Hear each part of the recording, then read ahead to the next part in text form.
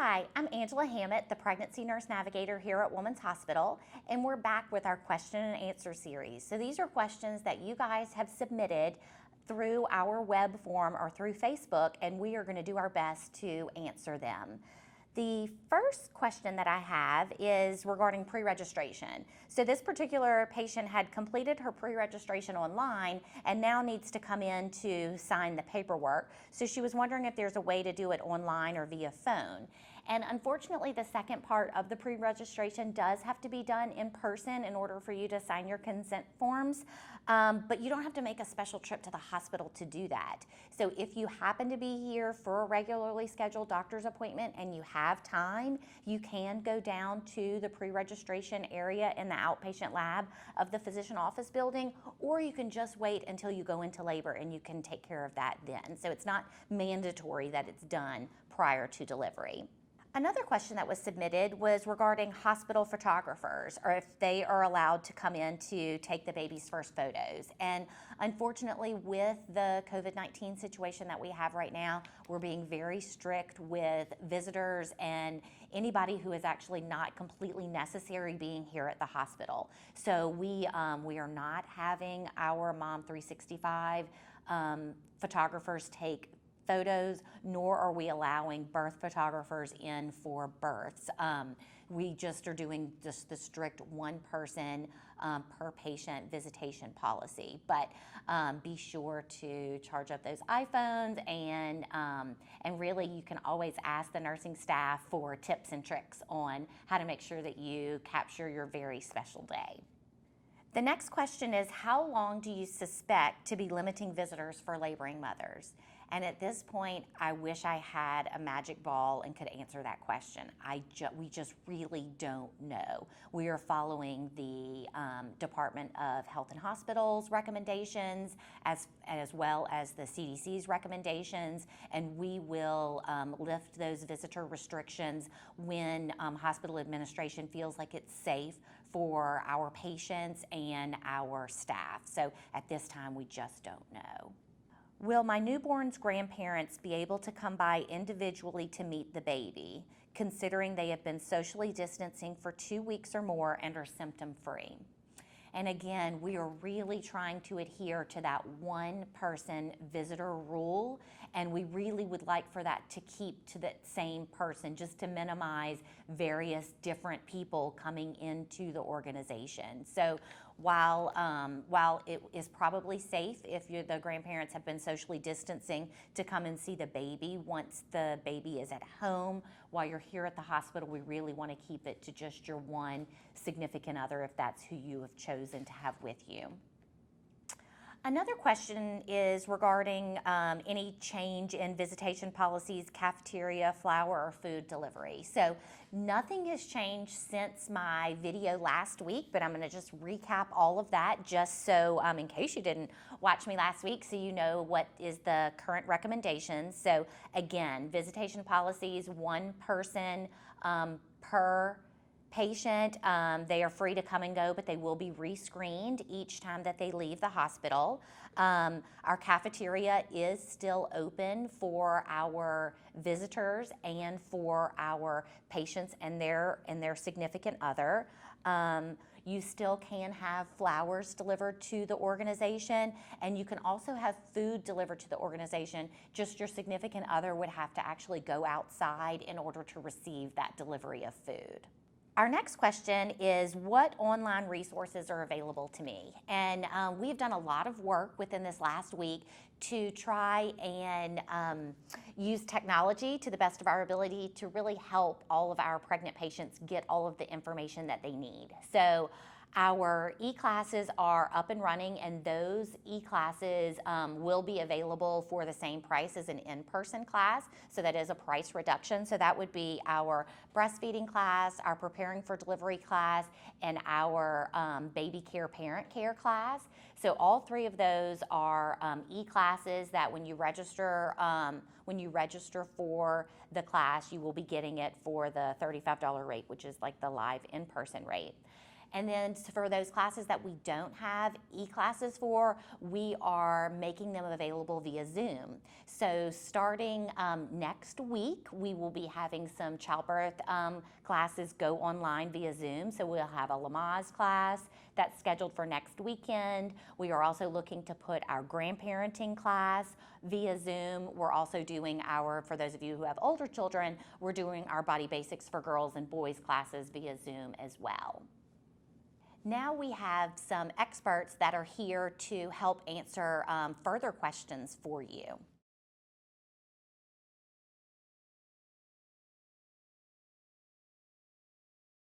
So here with us today to answer some questions about our pregnant patients and how COVID is affecting them, we have Dr. Cliff Moore, one of our maternal fetal medicine specialists. Dr. Moore, thank you so much for being here today to answer some more of our questions.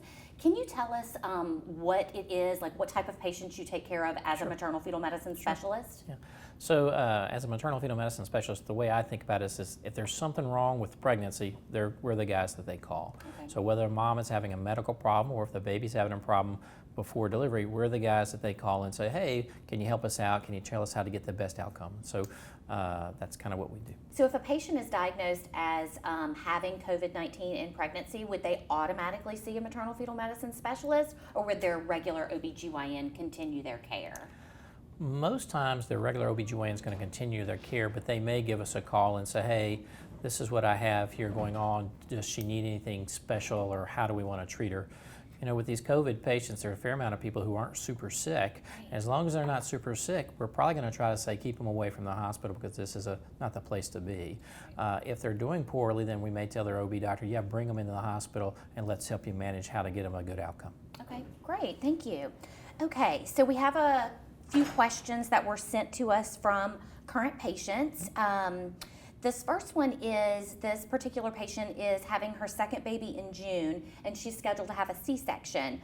She is curious if she is more at risk to possibly contract COVID-19 since she will be having surgery. So is surgery like any more of a risk factor to contracting COVID-19? It shouldn't be. From a surgical standpoint, there's nothing inherent about the surgery that actually causes you to be more exposed. So the surgery doesn't put you at any more risk than a vaginal delivery. Okay, great. Another one we have is, do we know if COVID is causing any issues for the baby or any increased incidences of delivery issues like preterm labor, decreased fluid around the baby, that kind of thing? So it doesn't look like that so far that the COVID is really kind of kicking up maternal labor issues. It doesn't look like it's putting people in early labor or anything like that.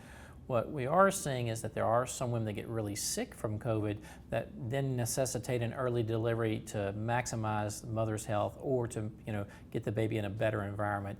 But the classic kind of preterm labor, early broken bag of water, things like that, we're not really seeing that with this virus. It's more if someone gets really, really sick, we may have to intervene because they're really sick, but not necessarily an obstetrical issue. Okay, great. Has Woman's had any positive cases of COVID-19? We have had some positive cases of COVID-19. Can't go too much in depth, but there are some here in the area. There are going to be more. The question is, how many there are going to be? No one can answer that, but we're doing our best to prepare our team here. We've dedicated a whole unit to taking care of COVID patients. We have some really great intensive care doctors working alongside of us. Along with anesthesia, the neonatal intensive care unit, all kind of putting our heads together every day on these patients to try to get the best outcome. Okay, so speaking of this, this designated area, so there's an area of the hospital where only patients who are diagnosed or maybe potentially have COVID, they're all being held in one area of the hospital? That's what we're trying to do, is we're trying to identify those patients that have COVID and try to isolate them from the healthy mothers and babies. Okay. And so that's our plan, is to try to kind of quarantine this one group in one area and try to keep our healthy patients in a different area. Okay, perfect. Dr. Moore, we did have an interesting question from a patient who is saying, like, what happens if, like, every patient we're screening them at the door? What happens if a patient screens positive? Like, this particular patient is concerned, like, will she be in the same room as someone who screens positive? That kind of thing. So if we find someone that screens positive, one of the things that should come into play is it at the hospital visit or is it at the doctor's visit? If it's at the doctor's visit, we'd probably recommend that they actually go home and then contact their physician by phone to discuss what the problem was that they were coming for, to try to better identify where they need to go. Okay. Now, if they're at the hospital because they're feeling really ill and we identify them, then we're going to try to put them in isolation until we kind of get it figured out. And Okay. so it really kind of depends. Even though people are having COVID, even though that people are positive, there are some that really don't need to be in the hospital who would do better to go home and isolate and try to keep from exposing others. Okay. And so that's kind of where it stands in regards to if you're positive or not with symptoms. What are those symptoms? Are you sick enough that you need to be in the hospital? Because if not, we'd probably like to try to keep you away from here to try to keep from getting other people infected. That's a really great point. So, and I feel like that's kind of what the community needs to hear. It's like, just because you are positive for the virus or you're having symptoms of the virus does not necessarily mean that you need to be in the hospital. That's correct. That's really important, because if you're feeling bad and you think you have the symptoms of it, there may be some benefit to testing. However, if you're not sick enough to be in the hospital, it may be wise to stay away from here. You could be someone who doesn't really have it, and you may expect to expose yourself even more by showing up at a facility that there was a lot of COVID around. And so I think our stance is that if you're sick enough to be in the hospital, yeah, we want to take care of you. However, if you're not, it's probably wiser to isolate yourself at home from others so that you don't keep passing it around. That's a great point for our listeners. Thank you so much. Okay, we have some other questions. Recently, we've been having our patients and caregivers start to wear masks, but some of the patients are asking, ooh, why do I necessarily have to wear a mask in labor? That might be uncomfortable. Can you explain that for us? So one of the reasons that we would advocate for masks during labor is there are people who are asymptomatic who have the virus, and with labor, especially for women who've been through labor, there's a lot of heavy breathing.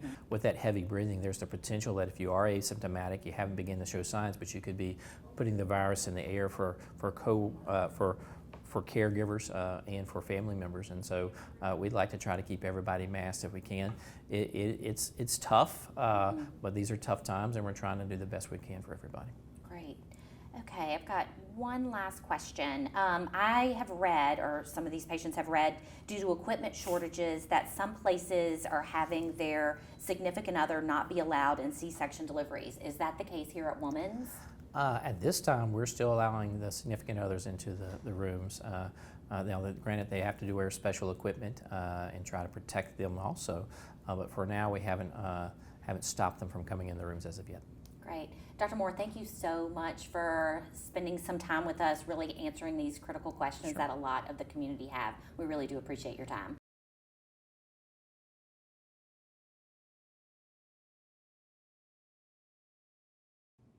Also here with us today, we have Dr. Cynthia Volker, who is one of our neonatologists. So she works in the neonatal intensive care unit, and she is going to shed some light on how this virus is affecting our most fragile babies. Hey, Dr. Volker, thank you so much for being here. Can you tell us what you do as a neonatologist here at Woman's Hospital? Okay. Neonatologists, we are trained as pediatricians, and then we specialize so we can take care of the sick newborns and all babies under 35 weeks gestation. Okay, great. Well, we definitely have some questions for you regarding all of the COVID-19 precautions and disease that's kind of going on in our community. So, can you tell me, how has the visitation changed in the NICU just regarding all of those COVID-19 precautions? Or are the visitation, is that any different than what it was in the past? Our unit, our NICU, has always been a locked unit. We've always limited visitors.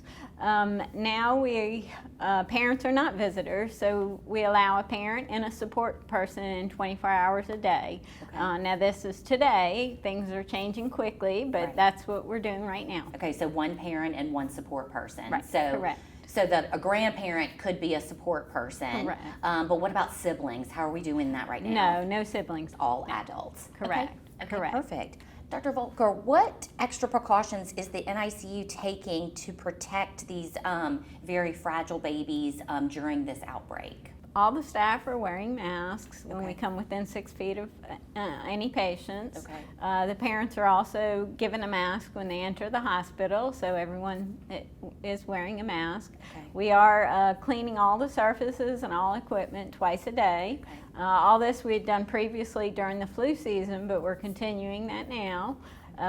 Also, the EVS workers are definitely cleaning all of our rooms. If a mom is suspected of having COVID, does that mean her baby will definitely have it and have to go to the NICU? No, the baby will be separated from the mother, but it can go to an isolation nursery, so just a normal nursery, unless it has other indications to go to the NICU. Okay. And then the baby will stay there until mama's test comes back negative or positive. Okay. I am the parent of an NICU graduate. I know I'm supposed to be careful with my baby. Is there anything special I should be doing to protect my baby during this time? We followed the CDC recommendations and the Louisiana Department of Health. Nobody should visit the baby. The baby should be kept at home. Keep everything clean, wash your hands, and so nothing that we wouldn't tell a baby anytime Okay. once they're discharged from the NICU. Okay, perfect. Dr. Volker, if there is a baby in the NICU and their parents have been exposed to COVID, will they still be allowed to come up and visit their babies? We would ask them to self-isolate themselves. Also, the second parent, because we assume they've also been exposed, so would not be able to come into the NICU. But we have many ways that they can keep up with their baby. We have all the neonatologists and nurse practitioners will call the parents every day to update them, and they can ask us questions then. We've also just started to use Zoom conferences so they can view the baby at the same time. Oh, that's and fantastic. so that's something we're working on right now. That's great, so they can still feel really connected even though they can't Right. be right here with them. Exactly. Yeah, wonders of technology, right? Exactly. Okay. Dr. Volker, if there is a baby born and the baby tests positive for COVID, can the baby be treated in the NICU? Yes, we are an 84 level 3 regional hospital. We are a referral center, and this is what we've been staffed and trained to do. We have not had a baby yet test positive, but we are prepared. We've kept up with all the research, all the CDC guidelines, and we are actually participating in a national registry, so we will get good data up to date quickly and accumulate more facts on how to take care of their baby best. Dr. Volker, we also got a question about breast milk, and would there be extra antibodies in the breast milk to help the baby kind of fight against COVID? Yeah. The CDC still recommends that we use the breast milk. There's never been COVID found in breast milk itself. Mothers, when they are exposed to an illness, do produce antibodies, so we do think that they will have antibodies if they have been exposed to COVID-19. So yes, we definitely want their breast milk still. Perfect, great. Dr. Volker, thank you so much for sharing this really great information with all of our community about how we are prepared and ready to take care of all of our patients, from the tiniest ones to the big adults. So thank you so much. You're I really welcome. appreciate it. You're welcome. Thank you so much for viewing our question and answer series this week. We plan to continue these as long as they are needed. You can always text me questions via the Pregnancy Nurse Navigator, or you can go online and use our web form or ask questions via Facebook. And as always, we're doing everything that we can to keep you healthy and safe while you're here at Women's Hospital.